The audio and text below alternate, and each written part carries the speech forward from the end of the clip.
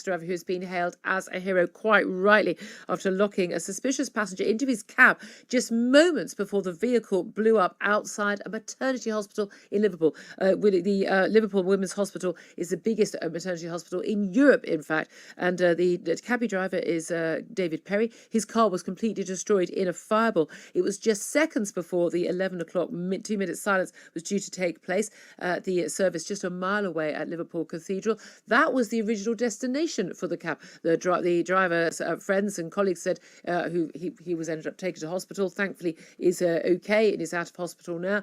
But he told friends and colleagues that the driver had asked him to go to the Remembrance Day service, couldn't get through because there were bollards and police cordons everywhere, and then said, take me to the city centre. On the way to the city centre, past the hospital, and said, let's go in there.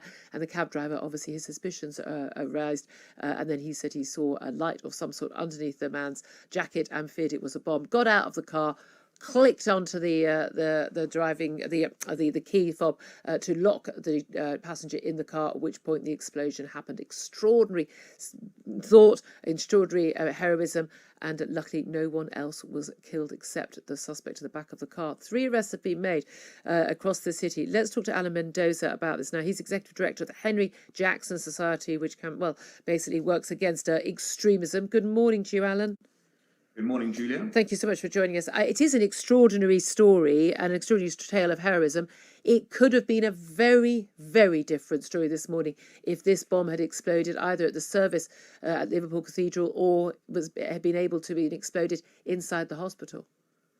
Oh, I mean, there's no doubt that we would have been dealing this morning with a mass casualty atrocity event, a suicide bomb that had indeed gone off either in a crowded hospital or in the Remembrance service or somewhere else, basically anywhere other than in a locked cab in a car park, and we would have been seeing large-scale casualties. And that, I think people need to understand that this was by the grace of God and by one vigilant cabbie's actions that this has prevented a real disaster unfolding. Absolutely. Well, we know that the police actually raided some homes. They've taken 3 men into custody. No charges have been brought yet. It's not even officially yet a terrorist attack, although it is a counter-terrorism unit that arrested 3 men in their 20s.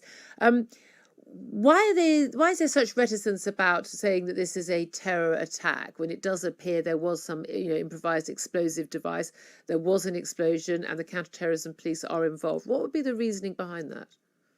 Well, it could be that they're still, of course, making inquiries and chasing up leads and trying to leave some confusion in the minds of those who were planning this attack. I mean, that's the hopeful explanation for why that is. I hope it's not what we've seen before, which is politically correct behaviour, trying to suggest that it is anything other than what it increasingly looks like, which is an Islamist terrorist attack, because the suicide bombing element is something you see in Islamist terrorism, very rarely in other forms of terrorism. And I just hope that's not the reason that once again we're going down a politically correct route. I hope it's because the police are indeed attempting to continue their inquiries and not wanting to scare the horses beyond what's already happened. Yeah, absolutely. I mean, and again, this is a crucial aspect of this, isn't it? The modus operandi. This is something that has been used by ISIS before. Obviously, attacking veterans and others, marking Remembrance Sunday. That a bomb, if the bomb perhaps was on a timer due to go off at 11 o'clock, that would have been crucial, especially given the military withdrawing from Afghanistan in recent months. The second location of a hospital, again, ISIS has attacked. And Islamic State has attacked hospitals in the Middle East. This would not be an unusual attack for someone with those views. No, indeed, it would make a perfect attack. I mean, the moment we heard, for example, there's an explosion at 10:59 a.m. on Remembrance Sunday, you have to start thinking, well, who is likely to want to disrupt a Remembrance Sunday event or occurrence or make a statement at that point in time? And there are really only 2 possibilities. The first is radical Muslim terrorists of the kind we've seen many times before. The only other possibility would be an IRA style or some form of offshoot attempt on that basis. However, they're not known for suicide bombings. Yeah. And a bomb like this would have had to have been primed already and put in place. Rather than somebody going to kill themselves. I mean, this concept of martyrdom in Islam, which is what drives the suicide bombing. So it would suggest the former. Of course, we've got to keep an open mind on that, but it is increasingly likely that it is a radical Islamist attack.